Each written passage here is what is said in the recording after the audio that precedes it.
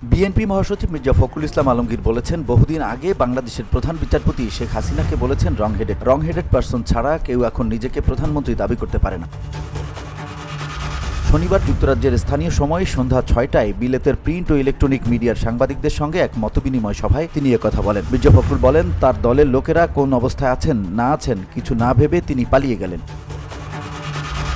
আর আমাদের নেত্রীকে বহুবার দেশ ছাড়তে বলা হয়, কিন্তু তিনি ছাড়েননি। বলেছেন, এটিই আমার ঠিকানা। রং হেডেড ছাড়া এখন কেউ নিজেকে প্রধানমন্ত্রী দাবি করতে পারে না। তিনি বলেন, আমাদের ৬০ লাখ মানুষের বিরুদ্ধে মামলা হয়েছে, ২০,০০০ মানুষকে হত্যা করা হয়েছে। এমন একটা ফ্যাসিজমের মধ্য দিয়ে আমরা লড়াই করেছি। এমন কোনো বছর ছিল না যে আমরা জেলে যাইনি। তখন পুলিশ ও আদালতের মধ্যে একটা প্রতিযোগিতা ছিল, বিএনপিকে কত কষ্ট দিতে পারবে।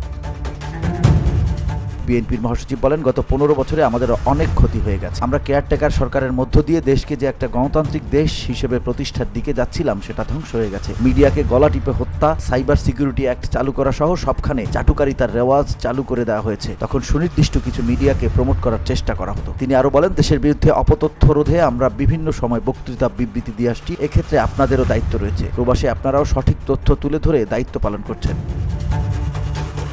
এক প্রশ্নের জবাবে মহাসচিব বলেন, বিদেশিদের উপর নির্ভর করে আমাদের দেশে গণতন্ত্র প্রতিষ্ঠা করা যাবে না। আমি মনে করি আমাদেরকেই সেই কাজটি করতে হবে। সার্বিক বিষয়ে কূটনীতিকদের সঙ্গে আমাদের যোগাযোগ রয়েছে। অপর এক প্রশ্নের জবাবে তিনি বলেন, বিএনপির সঙ্গে কখনো কোনো রাষ্ট্রীয় বাহিনীর সমস্যা হয়নি। তবে যারা তারেক রহমানকে নির্যাতন করেছে তাদেরকে চিহ্নিত করার চেষ্টা চলছে। বিএনপি মহাসচিব বলেন, বিএনপি একটি রাজনৈতিক দল। এর আগে জনগণের রায় নিয়ে 2 বার ক্ষমতায় গিয়েছে।